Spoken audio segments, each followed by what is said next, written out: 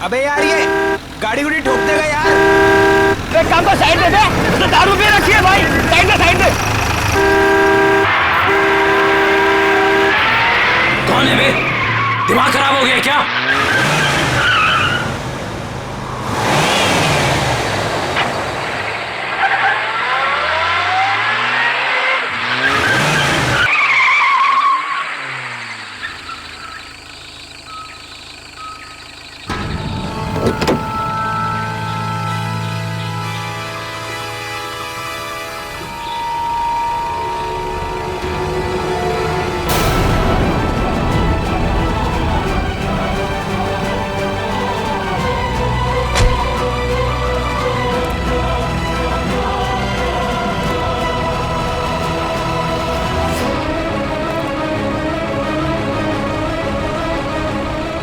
अबे हंस क्या रहा है बे?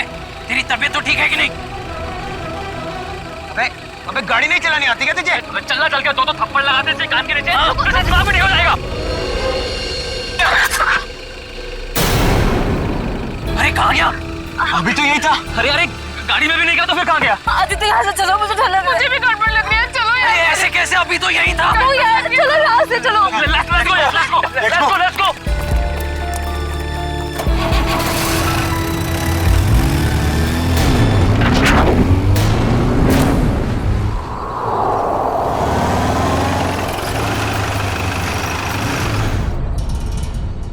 लो आ गया तुम्हारा घर, और तुम बेमतलब का इतना डर रही थी। आदित्य सच, मुझे अभी भी बहुत डर लग रहा है।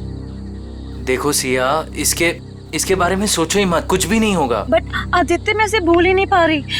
अगर वो हमारे पीछे पड़ गया तो? सिया, ये बेकार की बातें अपने दिमाग से निकाल दो प्लीज, और प्लीज ये बात किसी को मत बताना। लेकिन सनी, कैसे भूल जाऊं? लेकिन कुछ नहीं सिया, बस तुम ये सोच लो कि हम लोगों ने कुछ देखा ही नहीं। कैसी बातें कर रहे हो गगन? यार उसने हम सबको देख लिया है। हाँ। और सिया, तुझे याद है ना, वो हमें देखकर मुस्कुरा रहा था। सिमी, तुम इसे हिम्मत दिला रही हो कि तुम इसे और डरा रही हो? देखो सिया, तुम आराम से घर जाओ। सिया! पापा, तुम घर जाओ, मुझे जिस बात का डर था वही हुआ। सिया तुम जाओ। Bye guys, bye bye guys.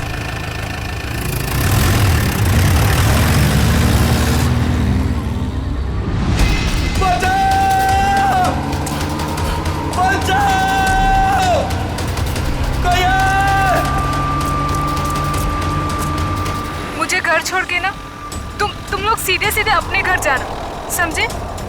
सुन रहे हो ना तुम लोग? अरे हाँ, सुन तो लिया यार, 5 बार तुम यही कह चुकी हो।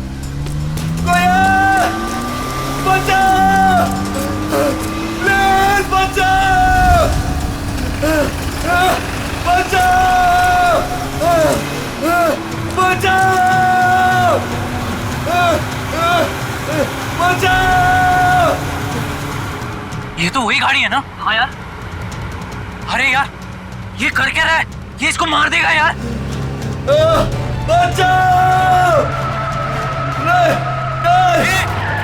अबे यार मार दिया इसको, मार दिया यार। अरे इसकी हालत बहुत खराब है यार।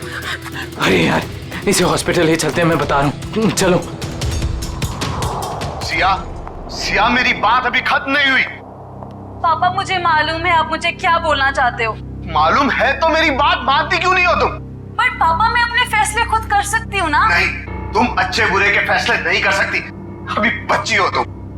अच्छा, तो आप बताइए मुझे, आपके हिसाब से मैं कब बड़ी होंगी? मुझे नहीं लगता कि तुम्हें कभी समझ आएगी। पापा मैं उससे प्यार करती हूँ, मैं उससे शादी करना चाहती हूँ। मेरे रहते तो बेटा तुम ऐसा कभी नहीं कर सकती हो। तुम्हारी शादी मैं सिर्फ और सिर्फ राहुल से करवा के रहूंगा। नो पापा, मैं राहुल से शादी नहीं करूंगी। मैं इस जन्म में क्या 7 जन्मों तक उससे शादी नहीं करूंगी। देखा बेटा अपने आप को, उस सड़क छाप लड़के के लिए तुम मुझसे सवाल लड़ा रही हो। पापा आप मुझे मजबूर कर रहे हो बोलने के लिए। मैं तुम्हारा बाप हूँ, तुम मेरी बेटी हो और मेरा फर्ज है कि मैं तुम्हारे अच्छे बुरे का ख्याल रखूं। जब बच्चा आग को चमकती हुई चीज समझकर उसे पकड़ने जाता है ना, तो माँ बाप उसे रोकते हैं। बच्चा चाहे फिर कितना भी रोए, माँ बाप बच्चे को आग के पास जाने नहीं देते। साहब, राहुल बाबा की मम्मी जी आई हैं। इस वक्त मैंने बुलाया है कविता जी को। 2 दिन के अंदर अंदर तुम्हारी और राहुल की सगाई तय कर रहा हूं मैं। पापा आप ऐसा नहीं कर सकते। एक बार मैंने जो फैसला कर लिया उसे कोई नहीं बदल सकता। मैं भी आपकी बेटी हूँ, मैं भी अपना फैसला नहीं बदलती कभी। इसीलिए जब तक तुम अपना फैसला नहीं बदलती, इस कमरे से बाहर नहीं जा सकती हो तुम। नहीं पापा, पापा ऐसा मत करो। पापा प्लीज, पापा प्लीज, पापा प्लीज, पापा।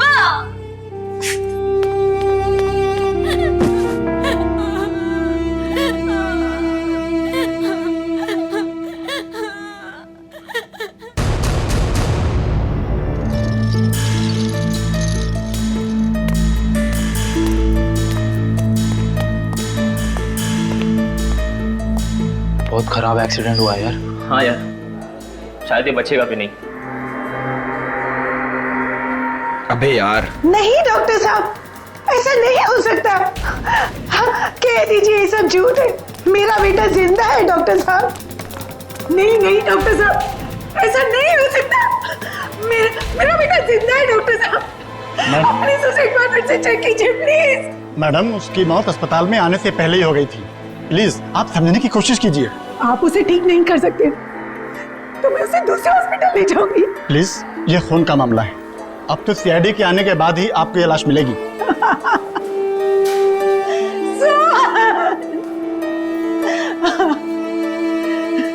मैं उस खूनी को नहीं छोड़ूंगी, उसने मुझे बेसहारा किया। कुछ भी हो जाए मैं उसे नहीं छोड़ूंगी।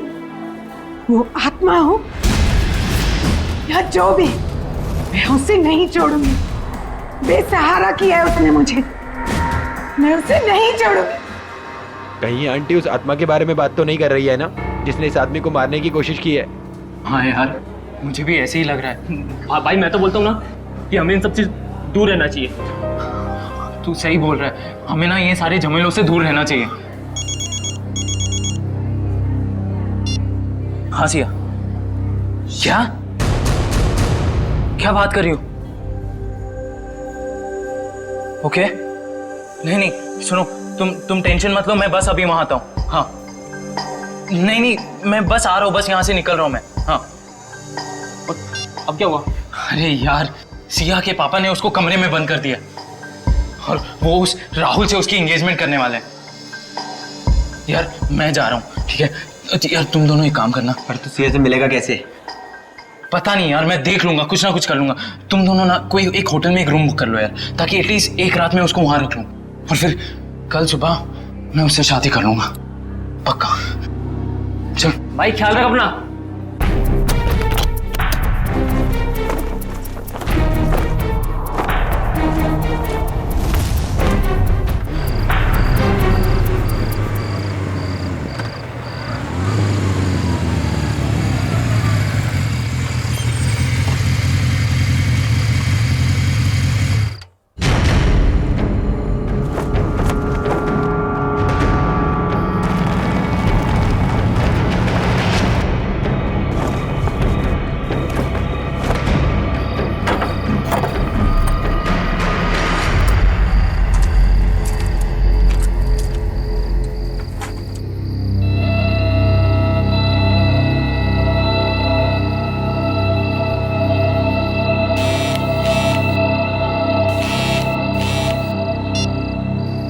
हेलो आदित्य।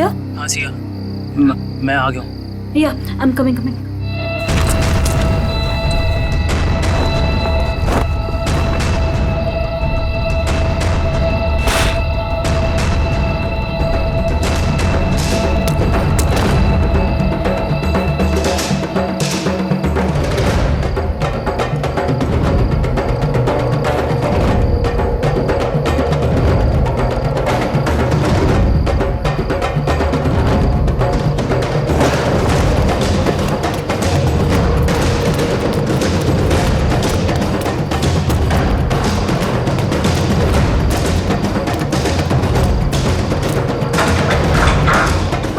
भागो जल्दी निकलो यहाँ से जल्दी। संभल के। आदित्य हाँ वहाँ कोई है, वहाँ पे कोई है। कौन? वही गायब होने वाला आदमी। सिया वहाँ कोई नहीं है। बट आदित्य मैंने देखा उसको घर के अंदर। सिया वहाँ कोई नहीं है। देखो आवाज मत करो, ये बस तुम्हारा दिमाग का वहम है, ठीक है? अभी हमारे पास टाइम नहीं है, इससे पहले कोई हमें पकड़े। निकलो यहाँ से, चलो। चलो।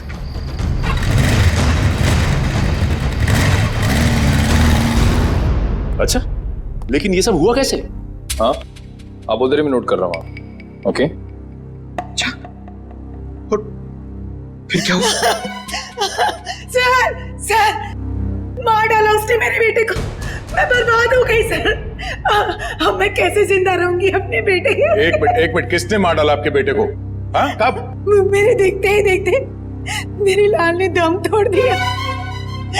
छोड़िएगा मत उस खूनी को, छोड़िएगा मत उसे। कहीं से भी ढूंढ कर ले आइए उसे, कहीं से। मैम एक मिनट शांत हो जाइए आप। पहले ये बताइए कि आपके बेटे को मारा किसने? पता नहीं कौन था, मार दिया मेरे सोहन को, मार दिया। संभालिए अपने आप। मेरे लाल को हमेशा के लिए सुला दिया उसने। देखिए मैम, हम आपके बेटे को जिंदा तो नहीं कर सकते फिर से, पर उसके खूनी को सजा जरूर दिलवा सकते हैं। आप ये बताइए कि हुआ क्या, ये सब कैसे हुआ? मैं अपने कमरे में थी सर, तभी सोहन की चीख सुनाई दी। मैं भागे वहां पहुंची तो देखा उसने सोहन को चाकू मार दिया था और वो खूनी खिड़की की तरफ भागा। वो खिड़की से बाहर निकल गया? नहीं सर, वो खिड़की तो बंद थी। मैंने उसे ढूंढने की बहुत कोशिश की, लेकिन वो कहीं नहीं दिखा मुझे। ऐसे गायब हो गया जैसे कोई आत्मा या कोई गायब होने वाला आदमी। मुझे कुछ नहीं मालूम सर, मुझे कुछ नहीं मालूम। प्लीज संभालिए अपने आप को, शांत हो जाइए। देखिए हम आपके बेटे के खूनी को सजा जरूर दिलवाएंगे। आप फिलहाल घर जाइए प्लीज, हम लोग देखते हैं। सर प्लीज आइए प्लीज को सजा दे। आइए बिल्कुल आप शांत हो जाइए, आइए। सर कई लोगों ने उस आत्मा को देखा सर। मेरा मतलब है वो गायब होने वाले आदमी को सर। हाँ सर, उस आदमी ने अपनी गाड़ी से 4 लोगों को ठोकर मारी सर, और तो और कुछ लोगों के ऊपर जानलेवा हमला भी किया। सर सिर्फ रात को दिखता है, देखते देखते गायब हो जाता है और फिर वापस भी आ जाता है। पता नहीं सर वो क्या चीज क्या है? आदमी तो नहीं हो सकता, कोई खतरनाक चीज लगती है सर। तब तो जल्द से जल्द मिलना पड़ेगा इससे। निकले काम करो, सोहन की लाश को फॉरेंसिक में मंगवा लो। जाओ। हेलो इंस्पेक्टर दया। क्या? कब? कहां पे?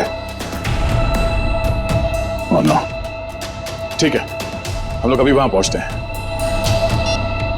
उस अदृश्य होने वाले आदमी ने 2 खून और कर दिए। यार गगन, तूने हमारे लिए कितना कुछ किया है यार। अरे आदित्य भाई, दोस्ती में ये थैंक्स एंड ऑल इतना फॉर्मल होने की कोई जरूरत नहीं है, ठीक है? तुम लोग होटल कर रहे थे तो मैंने सोचा यार ये अपना घर है, बंद पड़ा हुआ है, तो शादी की तैयारी क्यों ना यहां से की जाए। सिया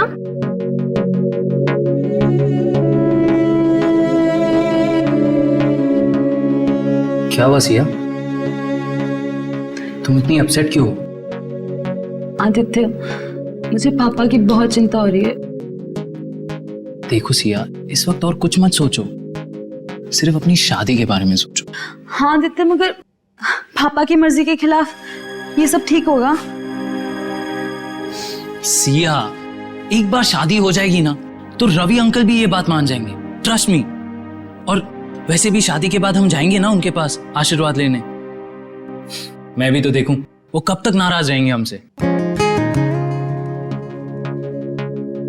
हाँ, और शुभ काम में ना देरी नहीं करते। मुझे ना सिया को जल्दी से भाभी कहना है। भाभी? नो वे। हाँ, शादी के बाद तो तुम हमारी भाभी ही बन जाओगी ना। भाभी जी,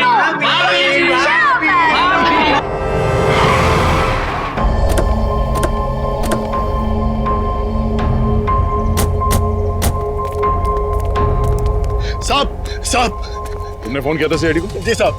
खून कहाँ हुआ है? अंदर साहब संभल के अंदर जाइए। क्यों? सर आत्मा है अंदर। आत्मा कुछ नहीं होता, सब बकवास है। चलो। नहीं साहब, मैं अंदर नहीं जाऊंगा। जैसे उसने मालिक को मार डाला वैसे वो मुझे भी मार डालेगी। देखो कुछ नहीं होगा, हम लोग हैं ना साथ में। नहीं साहब। आ जाओ साहब। आओ। इनके शरीर पे चाकू के घाव के अलावा ना कोई चोट है, ना ही कोई हाथापाई के निशान। सर, इनके शरीर पे भी कोई खरोच का निशान नहीं। मतलब चाकू से हमला अचानक किया गया है, अपने आप को बचाने का मौका ही नहीं मिला इन्हें।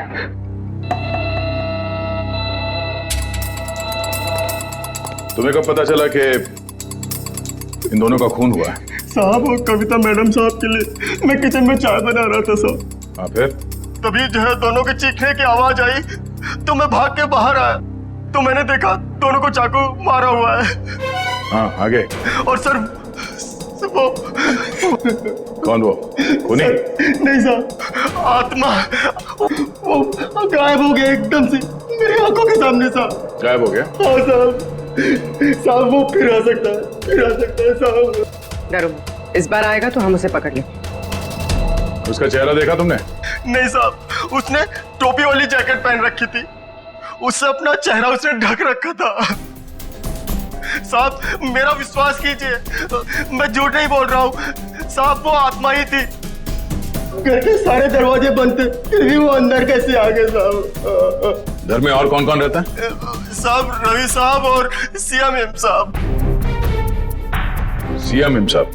रवि साहब की बेटी। कहाँ है वो? साहब वो रवि साहब और सिया मेम साहब का झगड़ा हुआ था तो साहब ने उन्हें जो है कमरे में बंद कर दिया था। चलो दिखाओ कहाँ है वो कमरा। साहब ऊपर है। चलो बॉडी को फोरेंसिक लैब भिजवा देंगे। चलो चलो, कुछ नहीं होगा।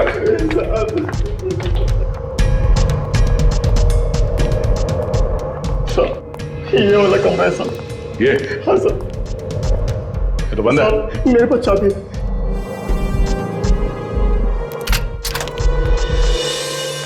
हाँ सर।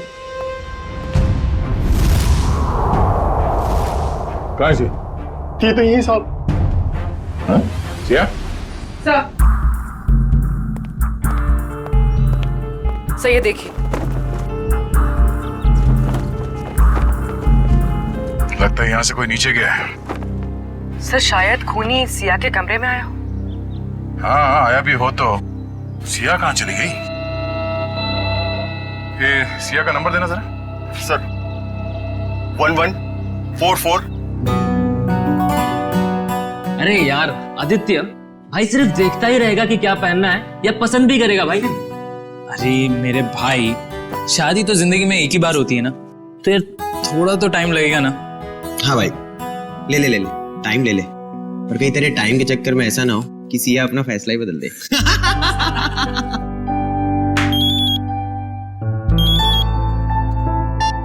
हेलो, यहाँ सिया, सीआईडी से? क्या हुआ पापा को? मैं आ रही हूँ। Is he okay? पापा ठीक है? सोहन, रवि और कविता के घाव काफी गहरे थे।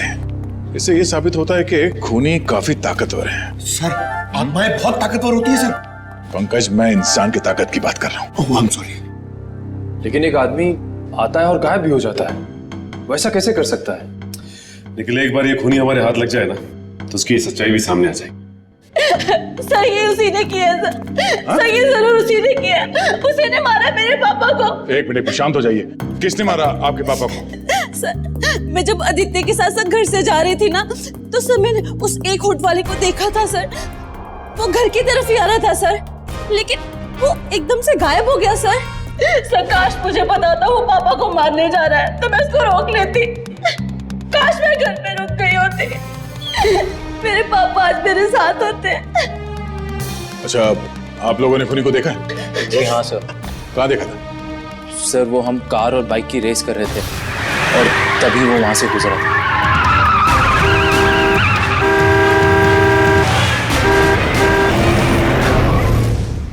चेहरा देखा था किसी ने? नहीं मैडम, उसका चेहरा हुड वाली जैकेट से ढका हुआ था और उसकी ठुड्डी और होठ दिख रहे थे। पर सर, जब उस आदमी ने अपनी गाड़ी से हितेश को टक्कर मारी थी तब हम लोग वहीं थे और हमने उस गाड़ी का नंबर नोट किया था। हितेश कैसा है अब ठीक है सर, पर उसे काफी चोट लगी थी। गाड़ी का नंबर क्या है? MH01R5393। निखिल, फोन करके पता करो कि ये गाड़ी किसके नाम पे रजिस्टर्ड है। अच्छा, आप लोगों को गाड़ी के बारे में और कुछ याद आ रहा है? किस रंग की गाड़ी थी, कैसी थी दिखने में? गाड़ी काफी पुराने मॉडल की थी, लाल रंग की थी, मगर बहुत तेज चलती थी सर। सर वो गाड़ी किसी रोहन के नाम पर रजिस्टर्ड है, मलाड में रहता है। रोहन?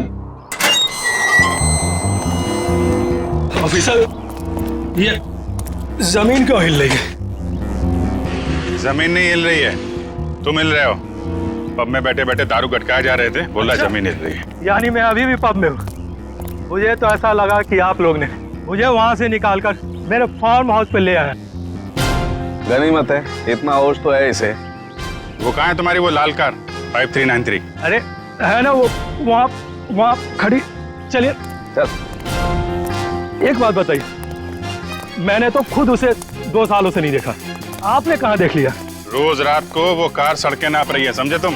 ये देखिए सर, मेरी पुरानी दुल्हनिया, मेरी लाल परी, 2 सालों से मकड़ी के जाल में लिपटी हुई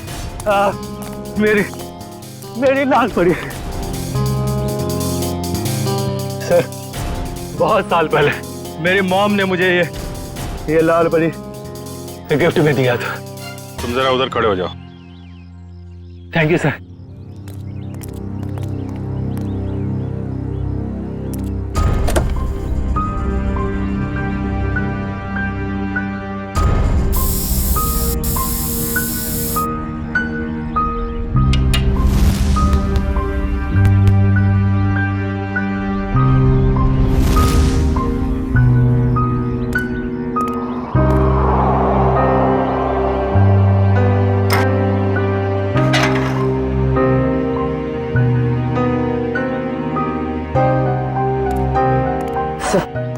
टायर्स में हवा भरी हुई है और कार पर कोई धूल या जाला भी नहीं। पेट्रोल भी भर के रखा है और बोलता है 2 साल से कार खड़ी है।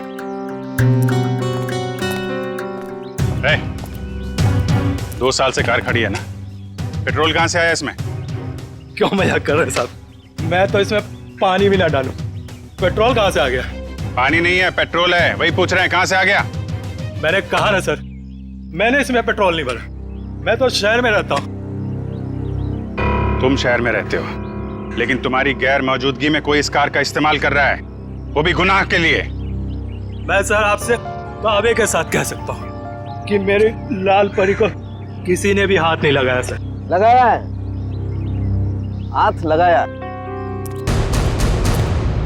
कुछ मिला क्या? हाँ अभिजीत, स्टीयरिंग व्हील पर फिंगरप्रिंट्स हैं, ताजे ताजे। वाह, इससे उस आदमी के बारे में कुछ ना कुछ तो पता चल ही सकता है। स्टीयरिंग व्हील पे निशान है, हवा भरी हुई है, पेट्रोल भी भरा है, लेकिन यहाँ आसपास तो कोई पेट्रोल पंप है नहीं। तो पेट्रोल कहाँ से भरा होगा? डॉक्टर साहब, आप कार की सफाई करो, तब तक हम लोग जरा देख लेते हैं पेट्रोल कहाँ से भरा है। सफाई मतलब सर वो फिंगरप्रिंट्स उठा लीजिए ना सर। चेक करूं? हाँ चेक कर लीजिए। हाँ। चलो भाई, चलो चलो चलो। अच्छा हितेश, आपने उस आदमी को देखा था ना? हाँ सर, लेकिन पूरा चेहरा नहीं दिखा सर। सर वो गाड़ी में था और कोई हुड वाली जैकेट पहने हुए था सर वो। फिर भी कुछ तो देखा होगा तुमने। मैम, मुझे उसका नाक के नीचे का कुछ चेहरा याद है मैडम। अच्छा विपिन, आपके साथ क्या हुआ? जब मैं जॉब पे से घर पे जा रहा था, गली में जैसे मुड़ा वैसे मेरे पे अचानक हमला हुआ। हमला करने के बाद में वो अचानक गायब हो गया। तुम पहचान सकते हो उसे? उसने वुड वाला जैकेट पहन रखा था, इसकी वजह से उसका पूरा चेहरा नहीं देख पाया। लेकिन हाँ, जब मैं नीचे गिरा तो उसके आंखें और आंखों के नीचे का हिस्सा देख पाया। इन्होंने भी उसका पूरा चेहरा नहीं देखा और इनमें से किसी ने भी उसका पूरा चेहरा नहीं देखा। ठीक है, इन्होंने जो कुछ भी देखा है उसका स्केच बनाइए।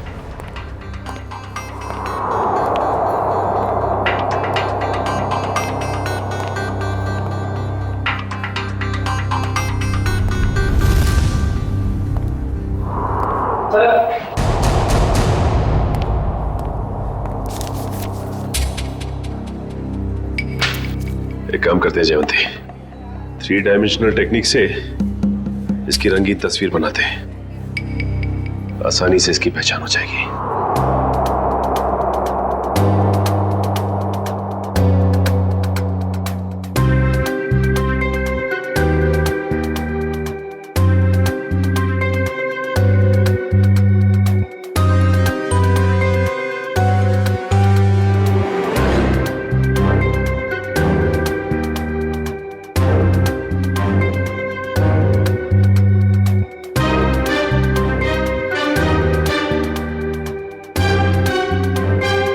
सर ये रहा वो आदमी।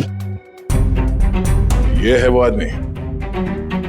बहुत जल्द मिलेंगे हम तुमसे। निखिल, ये फोटो सारे अखबार और टीवी चैनल्स में भिजवा दो। इस आदमी को गायब होने का बहुत शौक है। हम दिखाते हैं इसे गायब होना किसे कहते हैं। जंगल में आज मंगल करूंगी, भूखे शेरों से खेलूंगी मैं, मक्खन जैसी हथेली पे चलते अंगारे ले लूंगी मैं। हाय गहरे पानी की मछली हूँ राजा, घाट घाट दरिया में घूमी हूँ मैं, तेरी नजरों की लहरों से हार के डूबी हूँ मैं। हाय जानलेवा जलवा है, देखने में हलवा है, जानलेवा। हाँ साहब, गाना मेरा मतलब है कौन सी गाड़ी ठीक करनी है? अरे गाना बंद करो पहले ये। साहब आप बोलो ना, मुझे समझ में आएगा।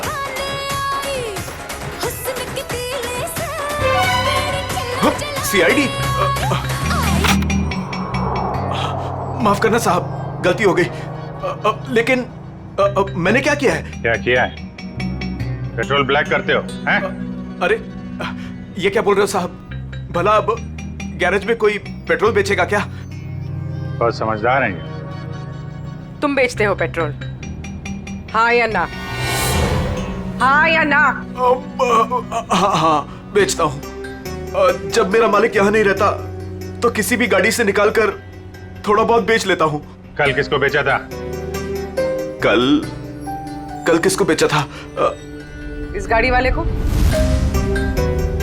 मेरे गाने की कसम साहब, ये गाड़ी मैंने पहले कभी नहीं देखी, लेकिन हाँ कल देर रात 2 लोग आए थे पेट्रोल लेने। उनको पहचान सकते हो? आधी नींद में था साहब, लाइट भी बंद थी। सच में साहब ध्यान नहीं है। अब मैंने तो बस पेट्रोल दिया और पैसे लिए। अरे कुछ तो याद होगा, कैसे बात कर रहे थे, क्या कपड़े पहने थे हैं? ऐसा तो कुछ याद नहीं आ रहा साहब, पर गाना साहब जी। फिर गाने की बात? मेरा कहने का मतलब है कल उनमें से एक ने कान में ईयरफोन लगा रखा था और गाना इतने जोर से बज रहा था कि मुझे तो ऐसे ही सुनाई दे रहा था। कान में ईयरफोन लगा रखा था? हो सकता है उनमें से कोई रोहन की गाड़ी लेके जाता हो। सारी मीडिया, पूरे शहर में ये फोटो फैल गई है। बहुत जल्द पता चल जाएगा कि है कौन।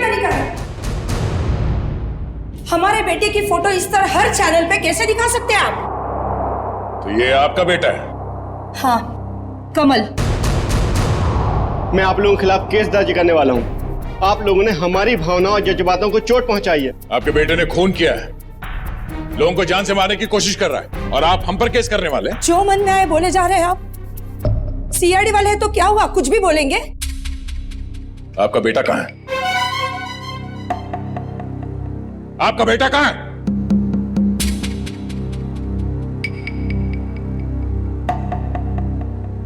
हमारा बेटा इस दुनिया में नहीं है। क्या? दुनिया में नहीं है? क्या मतलब है? 4 साल हो गए, वो हमें छोड़ के चला गया, हमेशा के लिए। इंजीनियरिंग के फाइनल ईयर एग्जाम में फेल हो गया। इस गम को बर्दाश्त न कर सका और उसने आत्महत्या कर ली।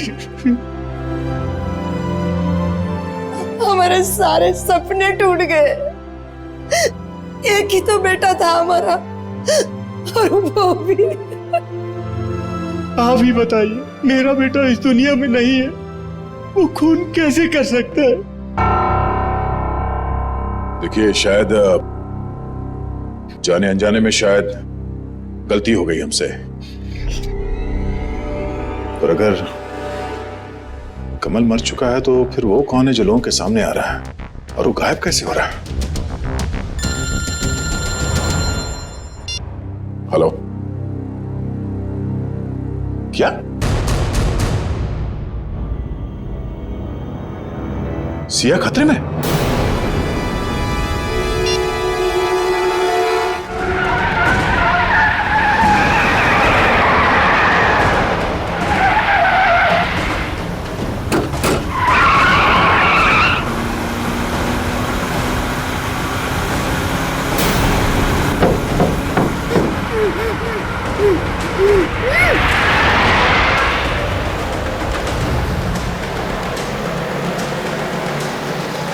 सर ये तो मुंबई से बाहर की तरफ जा रहा है।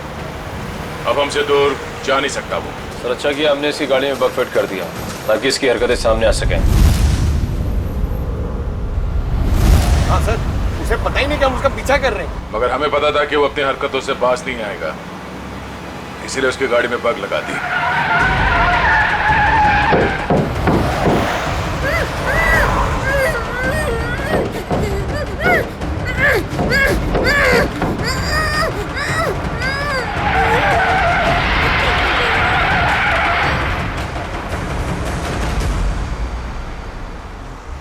सर सालुंके से तो रोहन के फार्म हाउस पे ही बता दिया था कि उस गाड़ी में कुछ गड़बड़ है।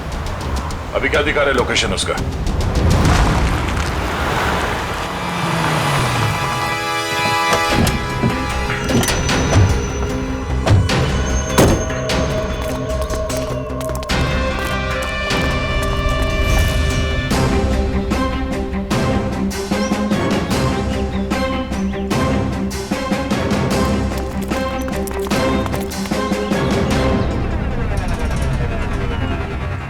चारों तरफ फैल जाओ, सावधान रहना।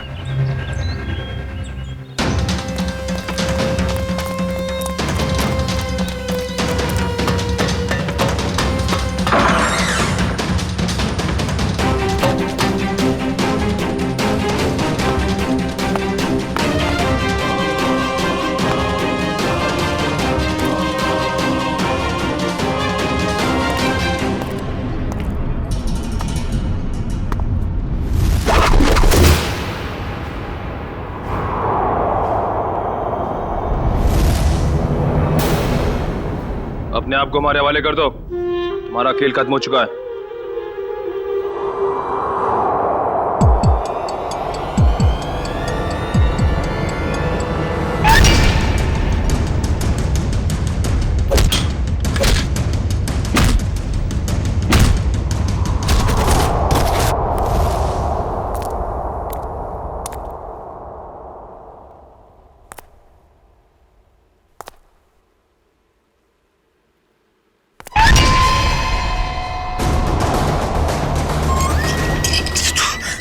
सामने आके खड़ा हो गया। देख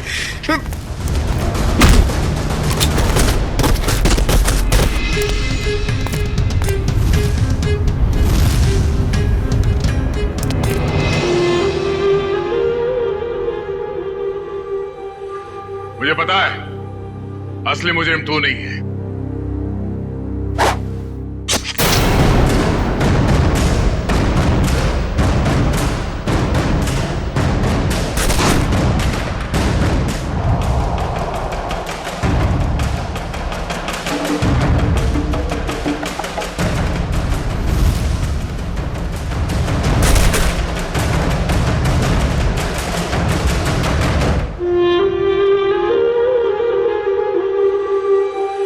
आदित्य तुम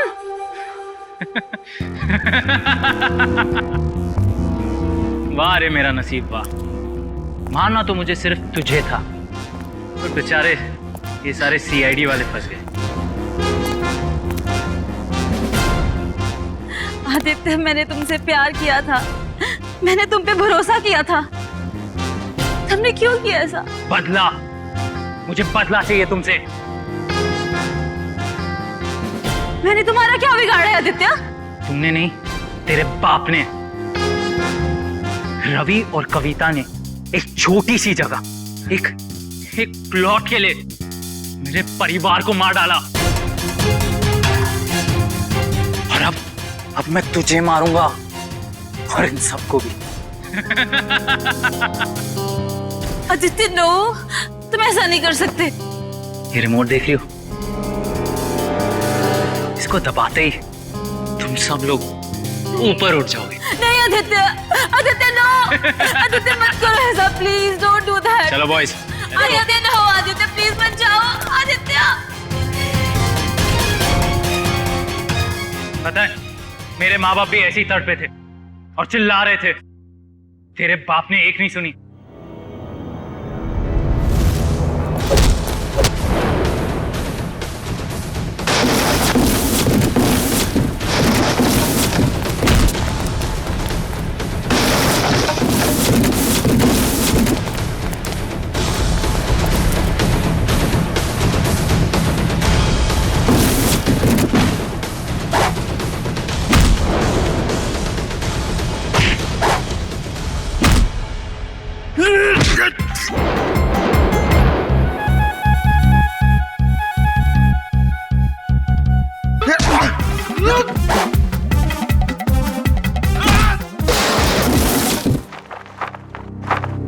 ठीक हो तुम? हाँ। चलो।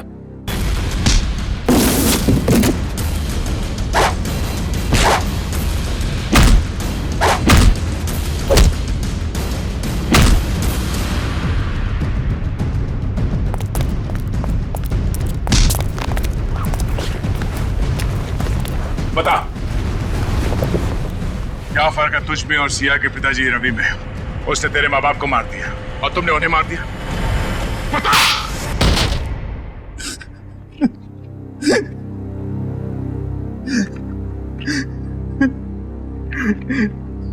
मैं और क्या करता सर?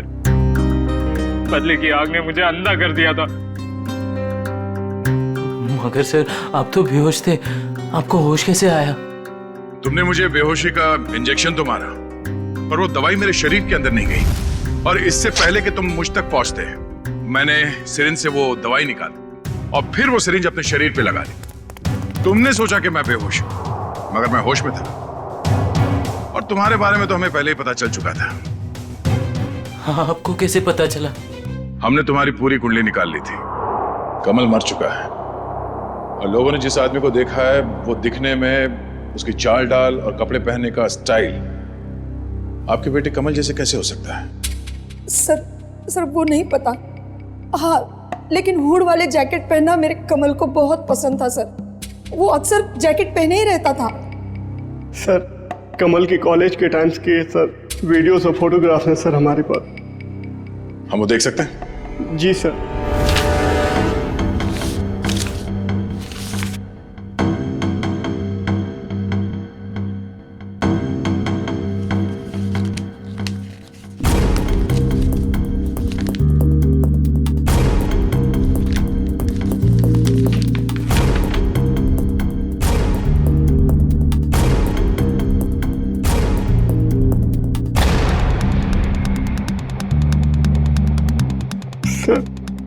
ये भी कमल का दोस्त आदित्य है।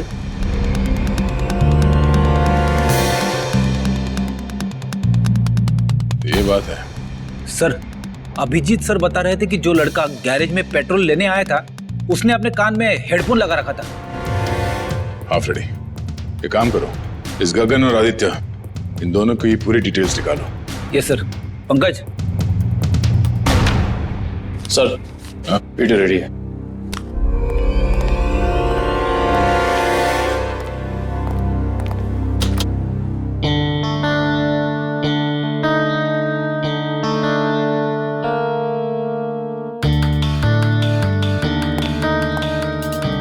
अगला वीडियो दिखा।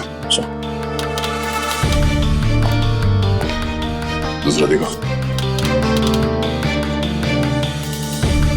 दया सर।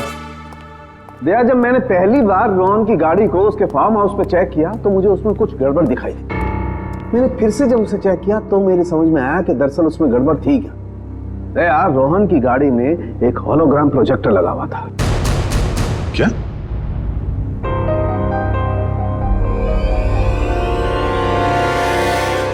सर उन विक्टिम्स ने बिल्कुल यही सारे हवा बताए थे उस गायब होने वाले आदमी के बारे में जो इन वीडियोस में है।